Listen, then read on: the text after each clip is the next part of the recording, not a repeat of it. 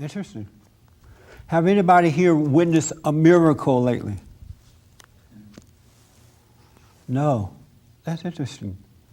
You witnessed a miracle? I wouldn't say a miracle Well, as that's what I'm asking for. I'm only asking for miracles right now. I witnessed a miracle, and I've seen this before over, the last 23 years or so. I've seen it off and on. It doesn't happen a lot. I see it off and on, but not with a lot of people. I was at the gym the other day and just working out, and there was a guy next to me working out. I've seen him there before working out, and looked like at best he was 20 years old at best, between 19 and 20. And he was just working out, and I looked over and I saw this tattoo on his arm, right?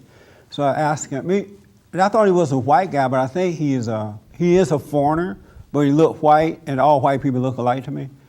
And so, but it sounded like he was from Russia or something like that because he had an accent once he started speaking. But he had this tattoo, and I said, what is that tattoo on your arm? And believe me, I could care less about tattoos. I see them all the time and think nothing about them.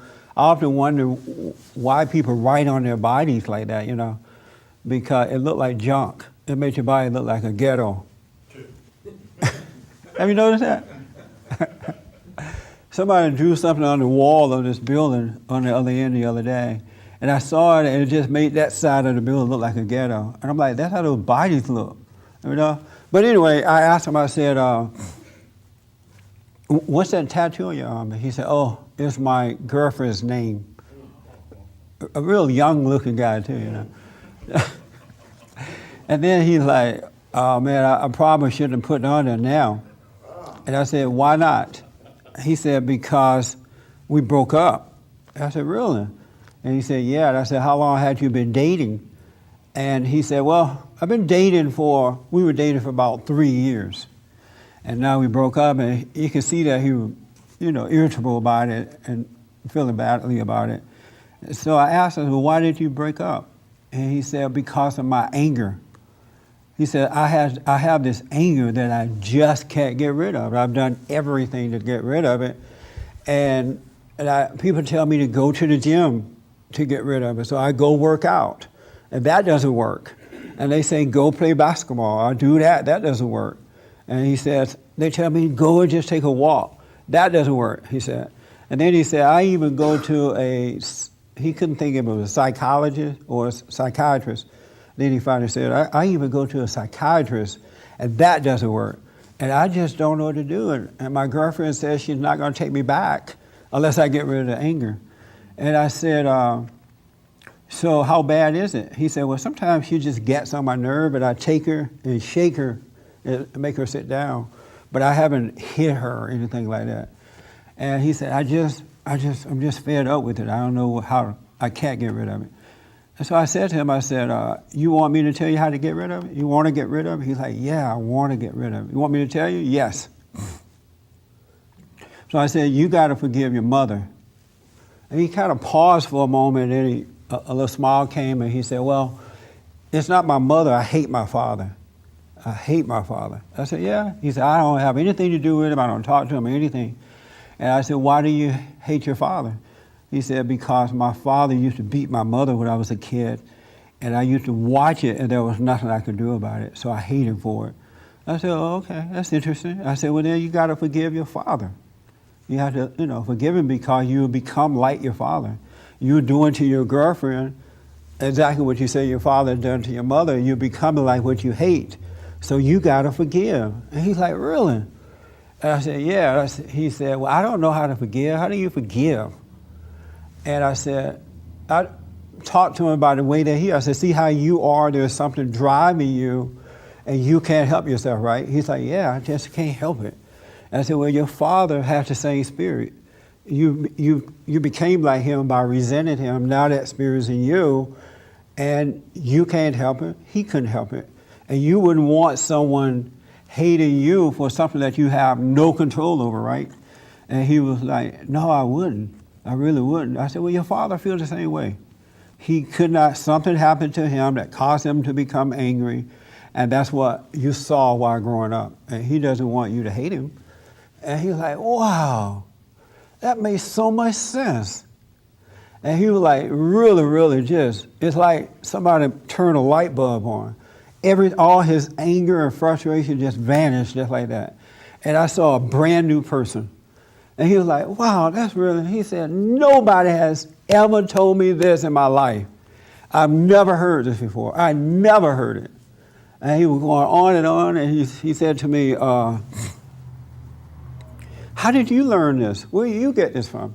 And I said, well, I had anger too, and God allowed me to see it so that I can overcome it. He was like, wow, he was just happy and smiling. And so he said, well, so what do I do now? I said, you have to go to your father, go right away to your father and say to him, I'm sorry for hating you. I said, you see what I'm talking about, right? Yeah, it made so much sense, right? I said, well, just go to him and say, I'm sorry for hating you. And I said, everything is fine. And he said, wow. And he said, I said to him, you know, your father has this anger, it's making him unhappy, and now he's lost his son. And I said, that's the worst thing that can happen to a father is to lose his son. And your father loved you. And that boy started crying. He just broke down and started crying. When I said that his father loved him and his father's hurting because he doesn't have him there. And he's like, wow. And so we went back to working out, and I heard him over there, you know, kind of repeating what I said to do about going and just saying, I'm sorry. He was like, I'm going to say, I'm sorry for hating you. And he said, what should I say again? I said, just say I'm sorry for hating you. I said, don't plan anything, just say it. And that boy, he got out of that gym, and it was just a miracle happened just like that. And I wasn't thinking about the tattoo or that boy, to be honest. It was just, God got my attention by allowing me to see the tattoo, and I asked about the tattoo, but I had no plan to tell him all that at all. I wasn't thinking that way, just trying to get my workout done.